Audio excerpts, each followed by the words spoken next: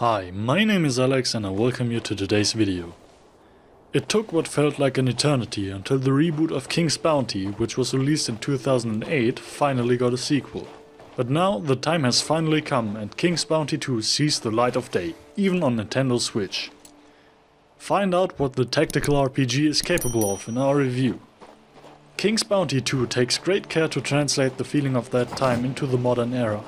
The world is lovingly designed and detailed, the kingdoms and lands are believably depicted, and over time you'll get to know more and more of Antara. In the name of the king, you recruit, develop and command your army in a non-linear campaign. In doing so, you'll be given a lot of freedom.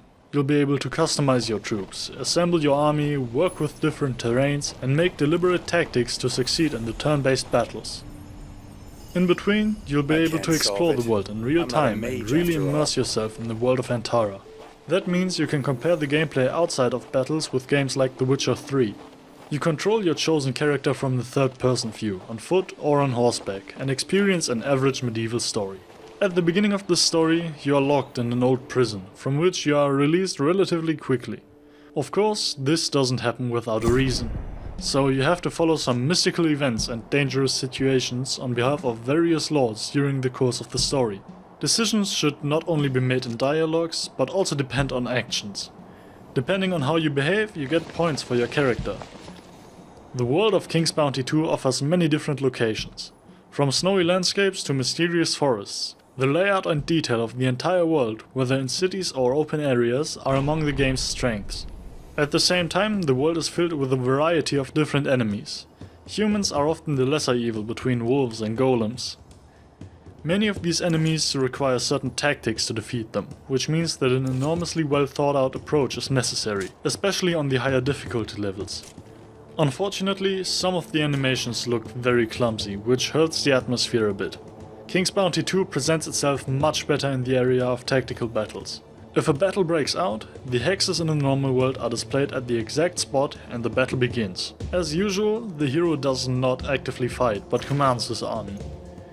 At the beginning, you have to unpack your army and position the individual units tactically in the area.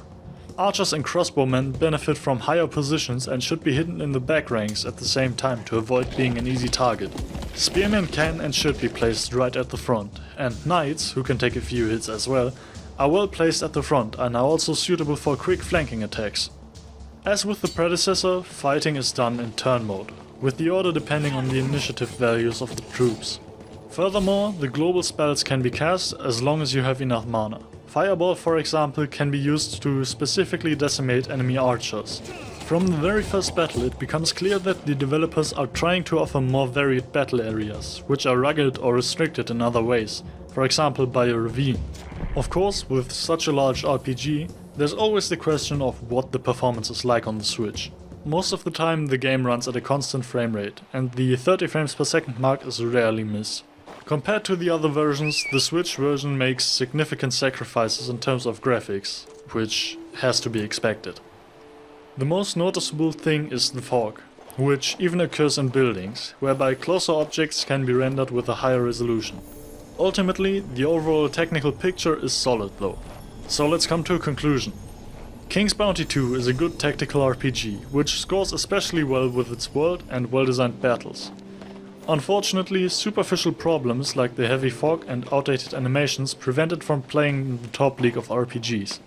For these reasons I rate King's Bounty 2 for the Nintendo Switch a 7.5 out of 10. Thanks for watching. If you have any comments or questions, feel free to leave them below. If you liked it, we would be very happy about a like and a subscription. Or if you're interested in getting early access to our future reviews, feel free to visit our Patreon page.